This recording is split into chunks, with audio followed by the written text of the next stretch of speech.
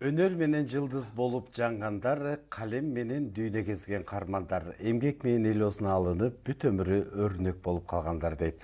Амансыздар бардактуу телекөрүүчүлөр, ЛТР каналында чак түш көрсөтсү, билесиздерби 12 декабрь адабият күнү деп жарыялаган. Анткени бүткүл прогрессивдүү адамзат улуу ойчул гуманист кыргыз эл жазуучусу Кыргыз эл баатыры Чыңгыз Айтматовдун туулган күнү.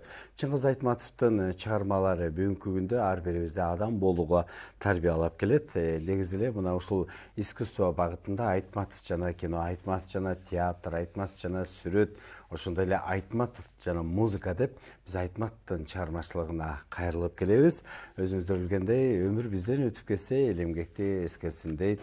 Мына ушул чыгармачылыктын артынан залкар жазуучу менен таанышып, мына ошондон бери өмүрүнүн акырына чейин бирге болуп, бүгүнкү күндө кайталангыс керемет музыкаларды жараткан биздин студиябыздын кадырлуу мейманы, республикабыздын эл артиси, мамлекеттик Токтогул атындагы сыйлыктын лауреаты, академик Кыргыз эл артиси Калыймулда Басанов атындагы Кыргыз улуттук консерваториянын жетекчиси Муратбек Бегалиев агайыбыз биздин төрүбүздө. Муратбек Акимович, кош келипсиз.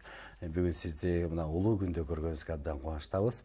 Биздин бүгүнкү темабыз Айтматов жана музыка деп аталды. Албетте, баягы залкар жазуучуну сиз көрдүңүз. Көпчүлүгү бардыгы мына Айтматовдун чыгармачылыгы туурасында айтып келишет. Биз бүгүн баягы залкар жазуучу өзү айткандай, адамга күн сайын адам болуу дейт. Негизи эле залкар жазуучунун эң биринчи адамдык асыл сапатына токтолуп өтпөйлү. Кандай инсан эле, сиз мына көп жерлерде бирге болдуңуз, баарлаштыңыз, сүйлөштүңүз дегендей. Чакырганыңарга абдан чоң рахмат Айбек. Рахмат ай. Мына улуу жазуучу дүйнөнү мындайча айтканда өзүнүн кучагы менен кучактап, бүткүл дүйнөгө белгилүү кыргызды кыргыз кылып атагын чыгарган улуу жазуучубуз Чыңгыз Төрөкуловичтин кечээ эле 90 жылдыгын өткөрдүк элек. Караңыз, Заматтын ортосунда да 1-2 жыл өтүп кетти. Бул убакыттын зымыра учуп аткан жанагы планеталардын бат-бат өзгөрүп, мындайча айтканда бардык адамдарга тийип аткан таасиринен бе. Мына улуу адам өзүнүн улуу чыгармачылыгы менен, өзүнүн улуулугу менен бүткүл адамзатка өзүнүн нурун чачып, бүткүл кыргыздын нукура баякы илгертен бери келе жаткан жан дүйнөсүн чачыратып, жан дүйнөнүн жарчысы болбодубу. Мына бүгүн ал аксакалыбызга, атабызга дейбиз, агабызга дейбиз. Бүгүн 93 жыл толуп олтурат. Өзү тирүү болгондо, көзү тирүү болгондо кыргыз эли мындан да бийик колуна көтөрүп, кыргыз элин ал киши бүткүл дүйнөгө дагы да даңазалай бермек эле да. Баягы ойлогон ойду кыстаган турмуш кеңет дегендей, улуу агабыз канчалык турмушту, жашоону жакшы көрүп, дагы да жашай түшсөм деп, эки көзү төрт болуп, дагы да бир эки роман жазсам, дагы да көптөгөн эмгектеримди жасасам деп тилек кылып, алдына чоң пландарын койгон эле да. Мынакей минтип ал киши арабызда жок, бирок баягы физикалык түрдө адам өзү кетсе дагы анын эмгеги жанагынтип эл эскерет, эмгеги элде калат, жана баскан изи, турган турпаты элибизде калат. Мынакей азыр жалаң эле өзүбүздүн кыргызда эмес, бүткүл дүйнө жүзүнө анын ошо парктары ачылып атат, аны эскерип жаңы эстеликтерди тургузуп атат, конференцияларды өткөрүп, жанагыдай музейлерге коюлуп ал кишинин калтырып кеткен издери. Мына ушунун баары карагылачы кандай укмуштуудай чоң ажайып нерсе. Бул 1000 жылда бир эле жаралчу, 1000 жылда бир эле келчү бакыт кыргыз эли үчүн. Эми баягы уучубуз кур эмес, тегерегибизде жаштар өсүп атат. Мынакей ошол Чыңгыз Төрөкуловичтин баскан изин, анын калтырып кеткен эмгектерин дагы да улантып, биз дагы Чыңгыз агабыздай болсок, биз дагы кыргыз үчүн кызмат кылсак деген жаштар толтур азыр. Мына ушунун баары жанагы Чыңгыз Төрөкуловичтин акылы, таланты, тереңдиги, бийиктигинен да, жана адамкерчилигинен, бекеринен жана өзүң айтып аткан күнүгө адам болуу бул абдан кыйын дегендей. Мен бир 2-3 жолу сүйлөшүп отуруп, ушул сөздү айтып отурганда мен бир айтканым бар да. Ошол мен эсимде Переделкинада отуруп, чай ичип отурган айткан элем да, ой, Муратбек, мына бул тегеректи карачы дейт. Күнүгө адам болоюн деп ойлонгон деле киши болбостур, бирок өзүнүн жүргөн жүрмүшү турган турмушу менен эле көрсөтүшү мүмкүн. Бирок ошого чыдаш, ошону туура аткарыш бардыгынын колунан келе бербейт дегенде мен айттым эле, ушу сөзүңүзгө мен кошуп коеюнбу деп. Дейт. Бардыгы эле адам деп эсептелет, анткени эки буттуу, эки колдуу жер жүзүндө адам өзүнүн интеллекти менен өзгөчө орунду ээлейт да жер жүзүндө. Бирок адам деп бардыгы эле айтыла берет. Бирок ошонун арасынан чоң тамга менен жазылган адам болуш кыйын го десем, каткырып ха-ха-ха деп күлүп, анан ой, туура айтасың, чынында чоң тамга менен жазылган. Бул литературада дагы, тарыхта да илгертен бери айтылып келаткан нерсе. Туура адам деген чоң тамга менен жазылган адам болушубуз керек, ошону сакташыбыз керек, ошону баркташыбыз керек дегенде. Мына ошону түшүнгөн, ошону элге жайылткан улуу талант, улуу жазуучу өзүнүн жүргөн баскан изи менен эле элге бардыгын айтып койбоду. Чыгармачылыгы менен.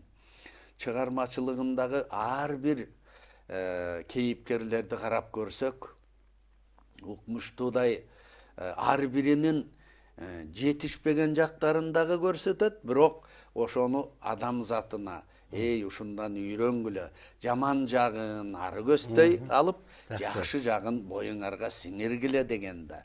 Мынакей улуу адамдын улуулугу мына ушундай абдан, мындайча айтканда, улуу дагы, сулуу дагы адам эле да. Туура, мынакей Айтпатовдун көсөмдүү, көрөгөчтүгү жөнүндө айттыңыз да, мына ошо баскан издеринде эле чыгармалары аркылуу бул жалпы элге ошо өзүнчө бир чакырык таштады да. Чакырык демекчи, мына сиздин бир жакшы чыгармаңыз, жаратмандык кийимин тварсу. Ошондо дагы сиз өзүнчө бир чакырык таштагансыз, аягында жер энени алпештеп асырайлы деген. Ушул чыгармаңыз эле бир туру классика, бир туру кайра бир улуттук аспаптардын коштоосунда абдан бир өзгөчө чыгармада. Мына укканда азыр биз баягы Моцарт, Бахтын чыгармаларын угуп атпайбызбы? Бирок ошолордон кең калышпаган бир эбегейсиз зор чыгарма экен. Азыр социалдык тармактарда сиздин ысымыңызга абдан жакшы сөздөрдү көпчүлүгү жазып атат. Дагы деле уккандар бар экен. Ой, керемет чыгарма, мына ушундай дүйнөлүк композиторлордун чыгармаларын ким калышпайт дейт. Мына ушуну ийине калыпка салган Уласан Жумахматов агай дагы мына оркестрга салып кезинде, тирүү кезинде ушу элге жеткирип атыптыр да. Агай ушул кандай жаралды? Бул чыгарманын тарыхы дагы аябай узак. Чыңгыз Төрөкулович менен байланышкан бул чыгарма. Ошол кишиге арналган бул киши. Анткени баягы Ысык көл форуму деген бар эмес беле? Ооба. Ошону мурдатан түзүп жүргөндө те Москвадан эле, ушул Бишкектен же болбосо башка жерлерден жолукканыбызда айтып жүрчү. ушул Ысык көл форумун түзүп аттык эле, ошого бир өзүнчө бир гимнби же болбосо ошол Ысык көл тиги форумунун маңызын, ошонун деңгээлин бир жакшы деңгээлде, мындайча айтканда кармап көрбөгөн, китеп кылып көрбөгөн, а бирок виртуалдык түрдө элге жеткире турган, жүрөгүнө жеткире турган бир нерсе жасабайсыңбы дегенде, анан мен макул дебейинби. Баягы кээде ойлогон оюң тескери кетип, күнүмдүк турмушка берилип, анын үстүнө жаш кез аябай эки жака көп чакырат, чет мамлекетке күндө барабыз мындайча айтканда.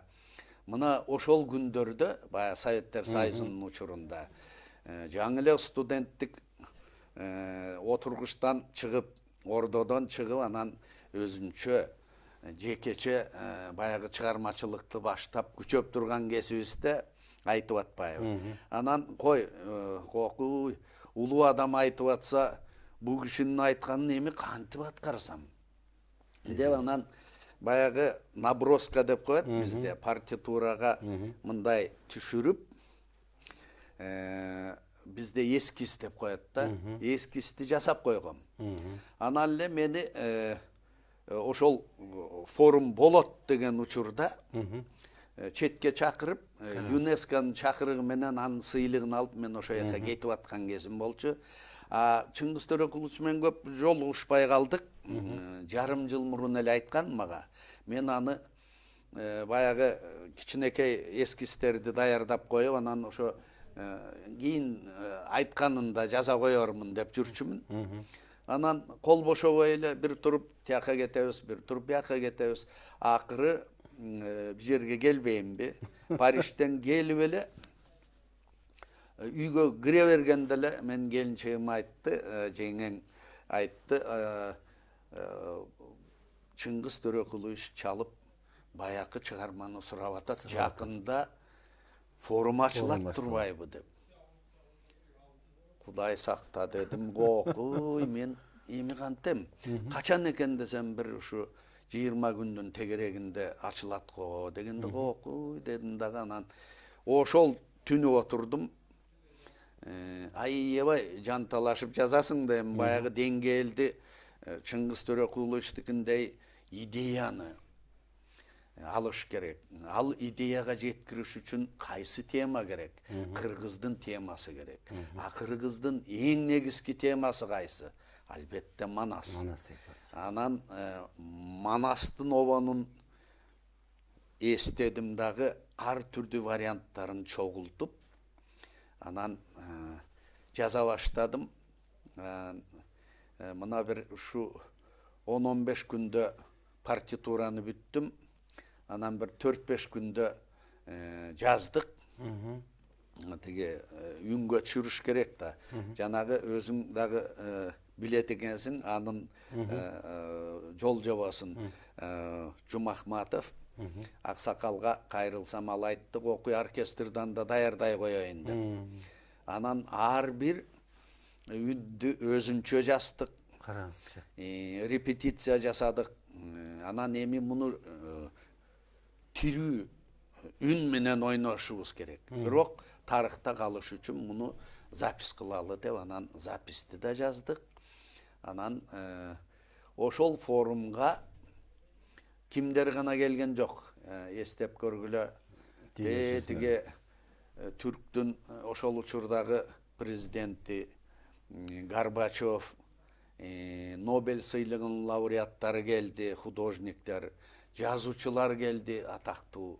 Мына эң эле болбоду дегени биздин тегерегибиздеги боордош Орто Азиядан не деген гана улуу адамдар келбеди. Мына ошолорду карап отуруп, кийин эстесем, ошондо жаш эле жигит экенмин. Бир топ тарых башыбыздан өткөн экен. Өзү келип укту. Радиого келип туруп, оркестрге келип угуп, ошол замат айтты, мына мен ушуну эле күттүм эле. Болгону. Анан музыка менен карагылачы дейт. Биз 20 жылдап, 30 жылдап, кээде 10 жыл, 5 жыл, кээде бир 2-3 жылда жазабыз бир романды, повести. Ал эми силер дейт, бир 15 мүнөттүк чыгарманы билбейм канча жасасыңар дейт. Бирок бир жакшы жери музыканы мен бир улуулугун айтып коеюн музыканын. Музыка бул бардык эмелерге тиешелүү, жанрларга. Мына ошонун арасынан мына адабият дейлик, музыкасыз болбойт. Театр дейлик, музыкасыз болбойт. Кино дейлик, музыкасыз болбойт. Ал эми художниктерчи деп мен күлдүм. Анда айтат, баса художниктердики мынакей застывшая музыка. Бул эстелик, бул жанагы скульпторлордун жасаганы, бул жанагы сүрөт. Караңызчы. Деди, мен абдан төбөм көккө жетти. Аябай жакшы аткарылып, мына бүгүнкү күнгө чейин жанагынтип клип жасашкан экен бирөөлөр. Абдан жакшы. Жакшы тарап кеткен экен. Элди жанагынтип бобу дүйнөнү, жашообузду сактайлы, жакшылыкты асырайлы деген мына ушул. Аягындагы ушул чыгарманын аягындагы чакырык эле өзү ушу баягы Айтматовдун чыгармаларынан алынганда, анткени жерине, жаратылышы менен көп чыгармалары байланыштуу да, жан жаныбары менен. Ошондон болсо керек дейбиз. Анан айтып атпайсызбы, агай ушул баягы ар бир нерсени өзүн сатып алып экен да.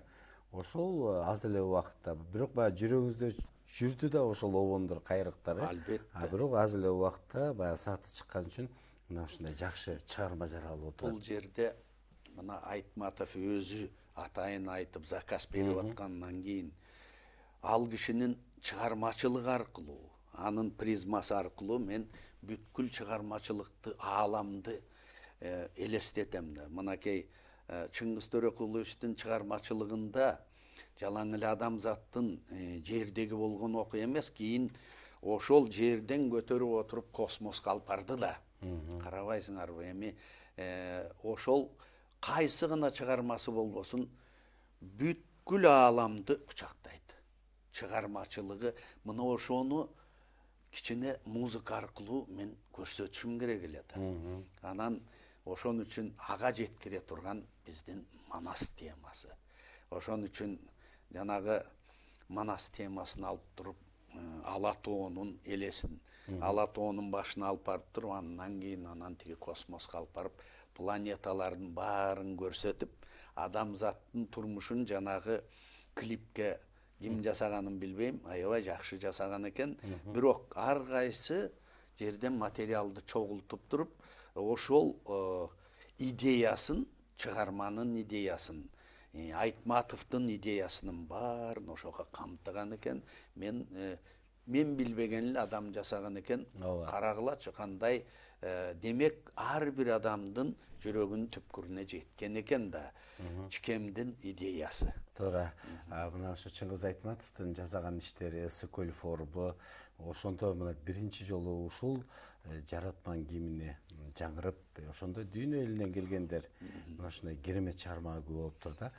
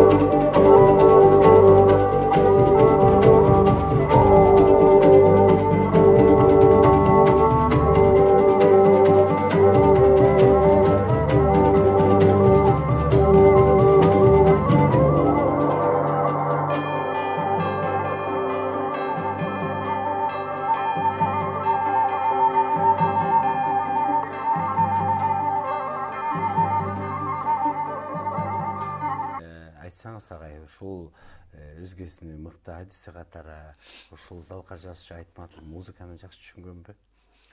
Ой. Жана мен айттым го.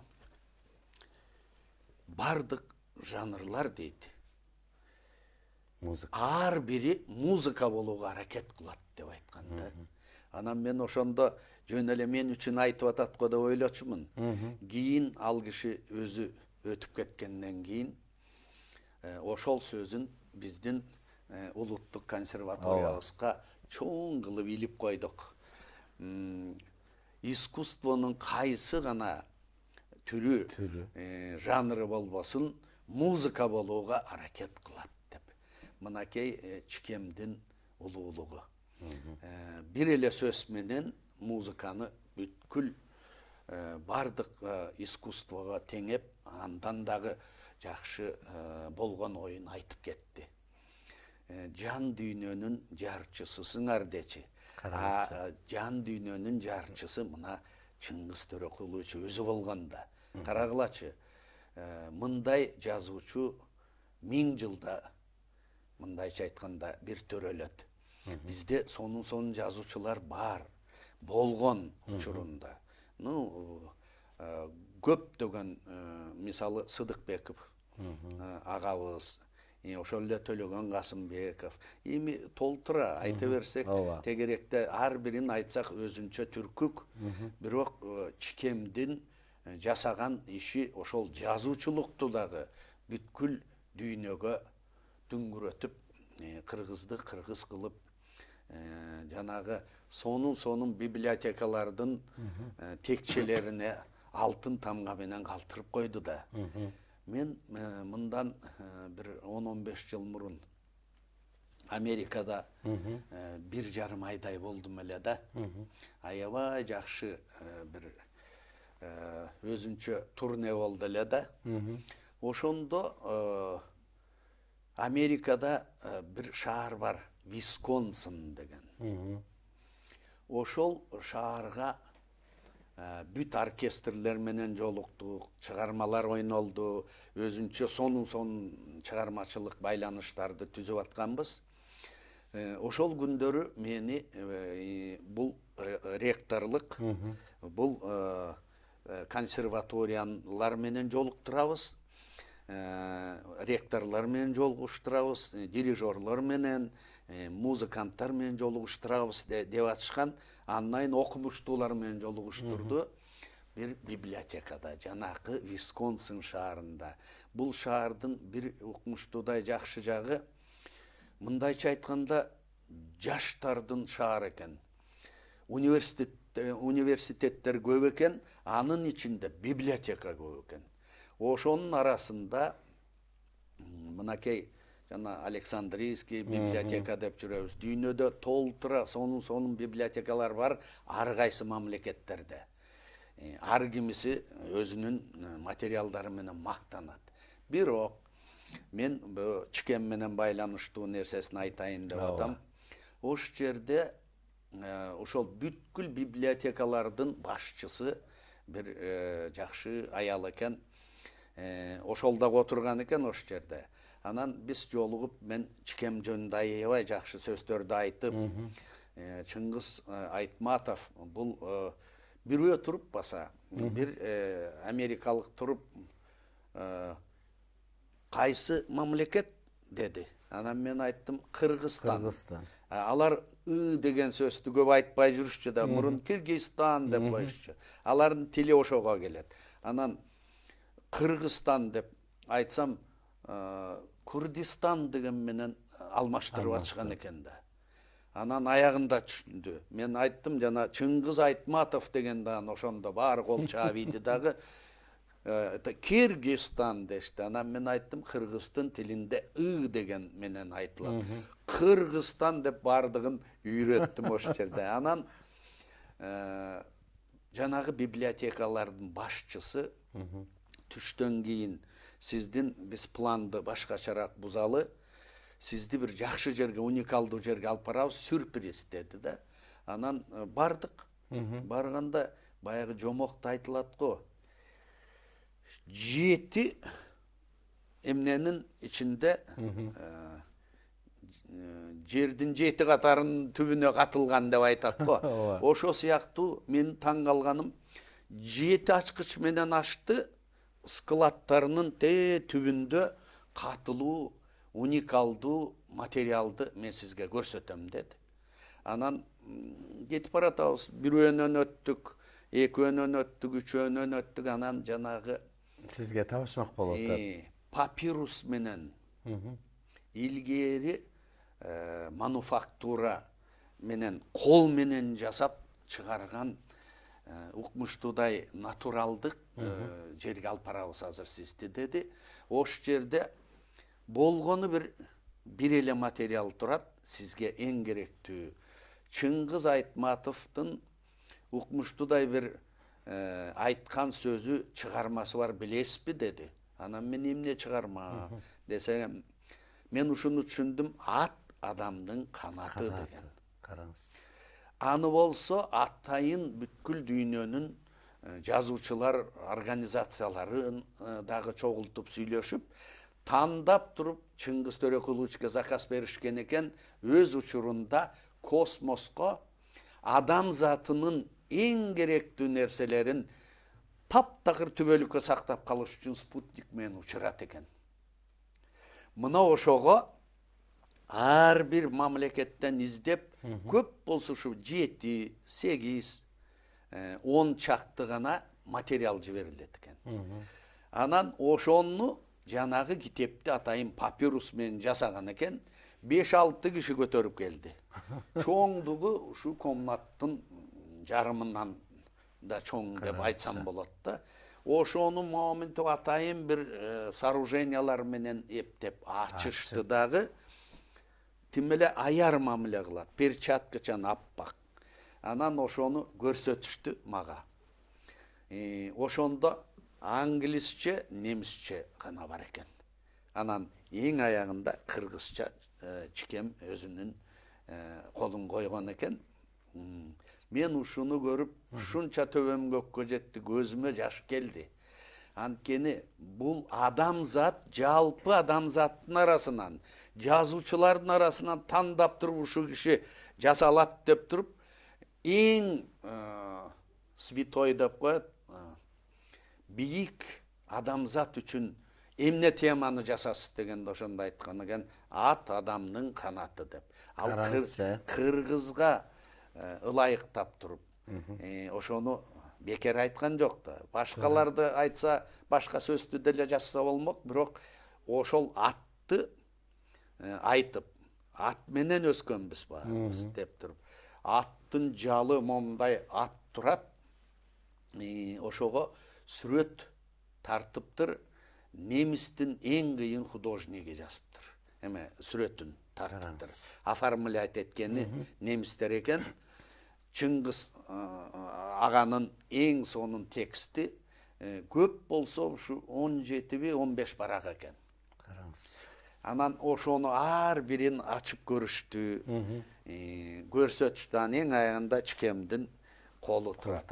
Ошону дейт, болгону бир нече экземпляр гана жер жүзүндө жасалган.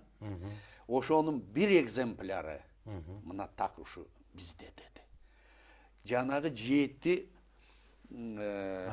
ачкыч менен ачылып, 7 катар жердин түбүнө катылып деген жанагы нерсени эстеп, мен ошондо өзүмчө көзүмө жаш келди. Төбөм көккө жетип, ушунча мактаныч менен, кубаныч менен, ошончо америкалыктар колуна көтөрүп атканына таң калдым. Анткени мен Европада жүргөндө канча жолу чикемдин эл менен жолугушканда чогуу көрдүм да. Кандай жолугушуулар болот. Европа Чыңгыз дегенде тим эле бардыгы тең чалкасынан кетчү. Ичкен чайын жерге кое коюшат. Ал эми Америка жанагынтип мактанып материалды көрсөтүп атканы жалпы адамзаттын атынан тетиги космоско учурулган нерсени айтып атканда, мына биз ким менен мактана албайбыз. Мына ушу улуу адамыбызды көтөрө билишибиз керек. Анан мага ушу жагып жүрөт акыркы кезде. Бул жаштар көбүрөөк көңүл буруп, чикемдин чыгармачылыгын окуп, анан биздин мамлекетибиз дагы жанагындай жакшы мектептерде окутуп, ушинтип аттаны атын калтырыш ансыз деле калды. Ал кишинин атын биз эле эмес, бүткүл дүйнө калтырды. Ошон үчүн мына түрк калктары, алар тим эле ушунчалык сыймык менен айтат. Кайсы жерге барбайлы, мынакей азыр биз Казакстандан келдик, интеллигенциялардын жолугушуусу болду. Bir 9-10 kişi bardık, mamleketlik katçılardın joluguşuusu boldu, madaniyat ministrlerinin joluguşuusu boldu, anan okumuştular, anan çıgarmacıl adamlar biz. Ar birimiz joluguşkanda en ele negizki masele jalpı Kırgız Kazaktın dostluğu, anan albatta Чыңгыз Төреқұлович жөнүндө кеп болуп атат. Ар бири эстейт. Чыңгыз Төреқұлович бул жерге келди эле, телевидениясы айтат. Жазуучулары биз ар бирибиз колун кармадык элек, учурашчу элек. Анын кандай болуп атат чыгармачылыгы. Биз мынакей момундай чыгармаларды, анын чыгармаларын чыгарып атабыз. Биз эстелигин тургузуп атабыз дешип. Madaniyat ministri özü kompozitör jigit, kız ayyabay son sözdөрдү айтты. Чыңгыз Төреқұловичтин даже эстелиги жөнүндө кеп болуп атат. Тиги Нур Султан шаарына, Астанага Кудай буйрса коюлат го дегендей да, ар бир шаарында Чыңгыз Төреқұловичтин аты коюлган экен эң сонун көчөлөрүнө. Мына ошону менен мактанып атышат. Алар айтат, биз жалаң эле кыргыздыкы дебейбиз, бул биздин да жазуучу дейт. Мынакей улуу адамдын улуулугу. Туура агай. Азыр сиз баягы Пикассонун бир сөзү бар экен, эгерде дүйдө жүздөгү адамдар сүрөтчүнүн көзү менен көрсө, жашоо кандай кооз деп. Сиз азыр ошол жерде өзүңүз көрүп келип айтып атасыз, сиздин көзүңүз менен биз ошону көргөндөй болдук. Албетте ошо Залкар жазчу Чыңгыз Айтматов чет элде көп жүрүп, ошон үчүн баягы чет элдиктер баягы агайды ушундай тосуп алып, чыгармалары ушу көп тилге которулуп окуган үчүн мүмкүн агай баягы биз дүйнөнү өзгөрттүк, дүйнө бизди өзгөрттү деген бир жакшы накыл сөздү калтырып кетпедиби? Анан ошо чет элде жүрсө дагы сөз байланышып жүрдүңүздөр, сиз Кыргызстанда болгондо. Анан баягы агай көп чыгармаларды жазган менен бул агай поэзияны да ырды. Жана сиз керемет оонду жараттыңыз, баягы убагында жараттыңыз. Азыр болсо бул дүйнөлүк ырга айланып, агай бардык жерде ырдап жүрөт. Мына жакында эле Казакстандын, Кыргызстандын күндөрү болгондо казактын белгилүү ырчысы аткарды. Биринчи убактайын биз мына ушуну телкөрчүлөр көргүзөбүз.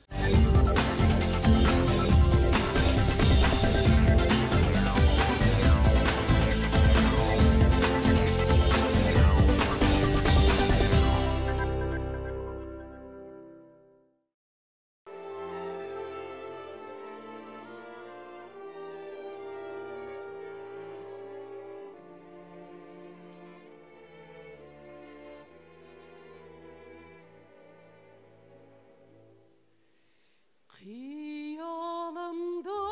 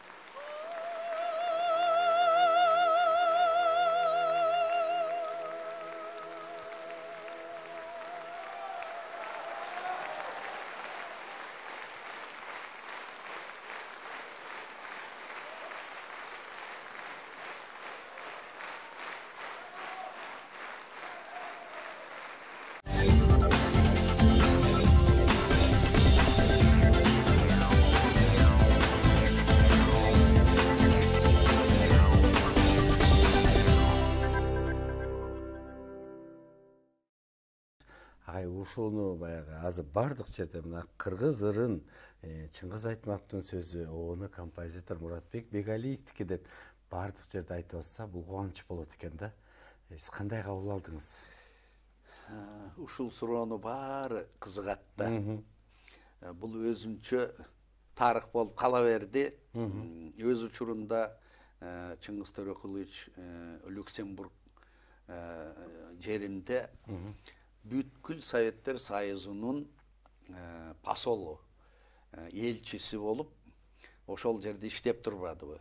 Так ошол учурда баягы тагдырдын жолдомосу менен мен Германияда, Францияда эмеден өтүп аткам стажировкадан. Анан ошол учурда уккан экен да.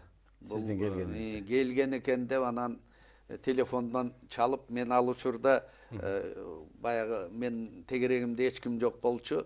Немистер телефон чалса эле баягы жаңыдан тил үйрөнүп аткан кезим болчу. Азырго нан сурап жегенди билесиз. Кадимкидей немистер менен сүйлөшө алабыз. Ал эми ал учурда жаңы барган учурда ушу 8 айдай мен чыгармачылык менен эле отурдум да. Анан ошол учурларда чалып атпайбы. Чыр деди, анан мен эми дагы бирөөнү эмне деп жооп берем деп анан албай эле койсомбу деп анан ала койсом эле ой кандайсың я? Келгениң 8 ай болгон экен. Кабарлашпайсың. Ушундай да болобу, я дегенде эле. Тим эле ушунча кубанганымды айтпагыла, баягы кубанып кетип эле Чыңгыз Төрөкулович десем, ой, сен эмне таанып койдуңбу дейт. Анан айттым, немис жергесинде. Кыргызча сүйлөшүп атсак, анан сиздин үндүтүм эле миллиондун ичинен тааныйбыз да десем, каткырып күлдү да, эмне кылып атасың дейт. Ушинтип музыка жасап аттым эле десем, эмне аябай занятсыңбы дейт. Жок, мен бүтүп калдым, мына азыр көчүрүп атам деп. Десем анда айтты. Анда ошонуңду жыйнап, колуңа баштыгыңа салып ал. 1 айдай мага конок болуп кетесиң.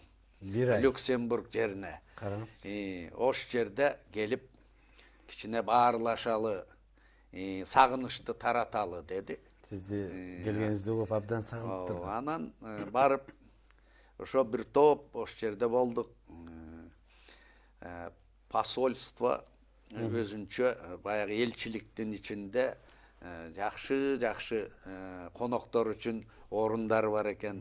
Мына ош жерде чогуу болуп, аяка жаткырбай мен өзүнүн эле үйүнө жаткырып атты. Караңызчы. Анан күнүгө монтип чай ичип отурабыз. Анан бир күнү ошо Ширин, Элдар, Мария болуп баарыбыз отурганбыз. Анан мен келинчегим Зенона баарыбыз отурганбыз. Ошол учурда эле менден сурап калды.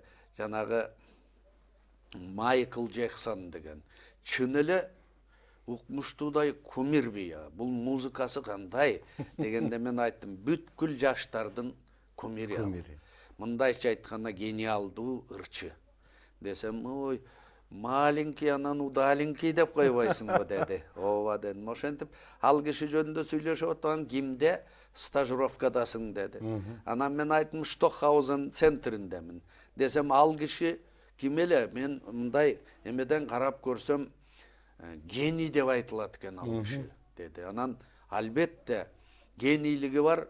Ойлоп көрүңүз, кичинекейинде тартып койгон сүрөтүн азыр өп жыттап музейлерге кадимкидей неме кылып атышат, аны художник кылып атышат. Караңызчы. Десем эле күлүп калды, ой, ошо да болобу деп. Анан мен тамашалап койдум. Тиге мисалы сиз проза менен эле жүрөсүз.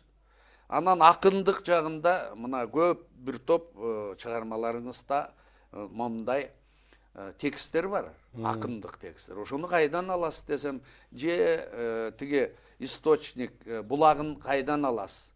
Ошо элдик булактардан аласызбы десем, эми ар түрдүү да.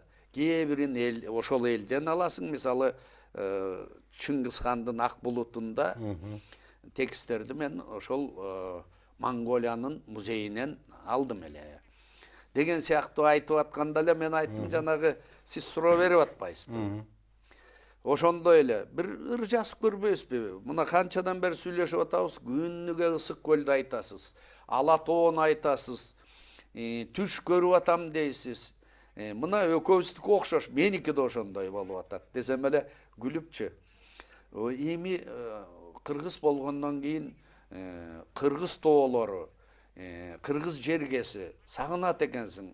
Ошон үчүн жа беш бармактарды жеп атпайбызбы сен экөөбүз? Тиги Европада отуруп алып деп, аны муну айтып атып эле. Анан мен айттым, жазып койбойсузбу ушу сагынычты тараталы? Мен бир романспы, ырбы жазып коеюн ошого. Десем эле, жок койчу, сен мени акын кылган атасыңбы деп аткан. Анан жаалап жиберди тегерегибиздегилердин баары. Анан ал киши ойлонуп, чыкпай эле мынтип ордунан туруп атканда, Элдар колуна ручканы кармата койду дагы, Ширин алдына тиги кагаз коюп койду. Анан ал унчукпай туруп кетти. Ай койгулачы мени деп. 5 мүнөт, 10 мүнөт өткөн жок. Жазып келиптир бир куплетін. Мына ошентип жаралган экен да. Анан мына ошентип жаралганда. Рахмат агай. Бүгүн мынакей Залкар жазчу Чыңгыз Айтматовду эскерип бердиңиз. Сразу сизге ыраазычылык билдирели. Баягы ошол инсанды көргөн. Бекем ден соолук азыркынын Залкарысыз. Бирок артында мына ошо агайды көрүп, керемет чыгармаларды жазып эскерген. Сиз бар болуңуз, бекем ден соолук каалайбыз. Өмүрүңүз узун болсун. Бүгүн Чыңгыз Төрөкуловдун арбагы бир ыптасынан бир ыптасына которулуп алды болуш керек. Жаткан жери жайлуу, топурагы торко болсун. Ал эми анын чыгармачылыгы, экинчи жашоосу бүткүл ааламды кучактай берсин. Рахмат. Залкар жазуучунун чыгармалары төбөлүккө муундан муунга бурас болуп кала берет. Бар болуңуздар, ушуну менен биздин чактыш көрсөтсө соңуна келип жетти. Кийинки эфирден амандашканча саламатта калыңыздар.